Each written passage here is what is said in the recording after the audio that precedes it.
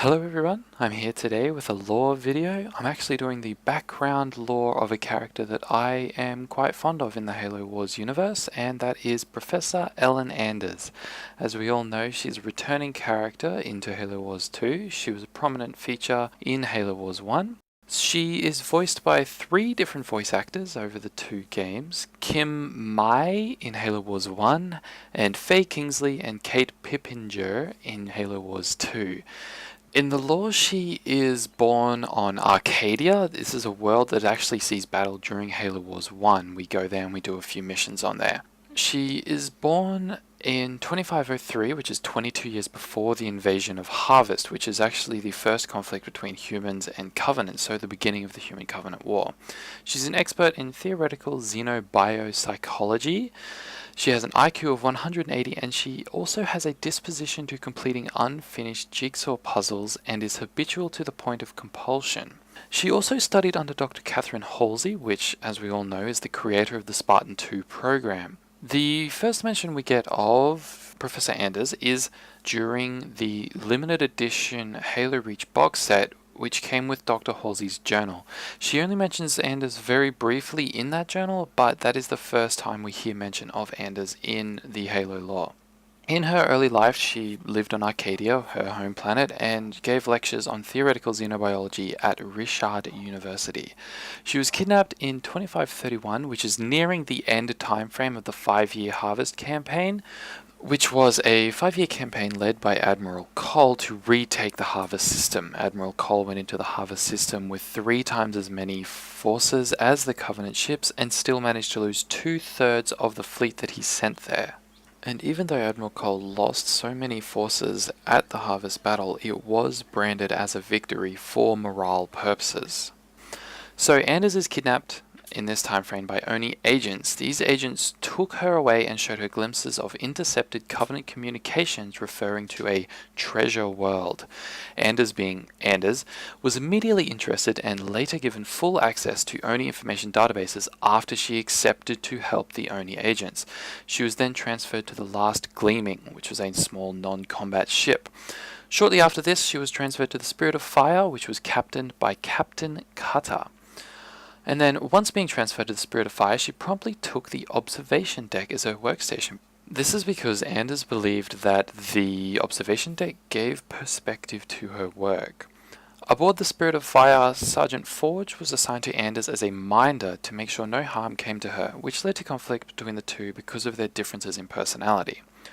After investigating her senses whilst in orbit around Harvest, she discovered that the Covenant were digging at Harvest's North Pole. Now this is the beginning of Halo Wars 1, as we see Anders comes to the Spirit of Fire and Halo Wars 1 begins. Investigation of the Covenant digs led to the discovery of a holographic galaxy map leading the Covenant to Arcadia, which coincidentally is Anders' homeworld. The Spirit of Fire, after coercion from Anders, left immediately for Arcadia. Now, there is speculation that just before leaving Harvest, Anders sent her father a document under the ruse of an analysis of Homer's Odyssey. However, this isn't confirmed, and also Anders tells Serena to get out of her lab just before setting course for Arcadia, which could give Anders the opportunity to do this. Within the document was all the research she had found during her Harvest trip. While she was there, the holographic galaxy map, and so on. Now, upon arriving at Arcadia, the Covenant forces had already broken perimeter control and made landfall, constructing a large shield dome. The Covenant took down the UNSC Texas, the UNSC Belfast, severely damaged the UNSC Armstrong, and damaged the UNSC Pillar of Autumn. The Covenant lost one of their 2 battlecruisers upon entering the system. The other one made landfall.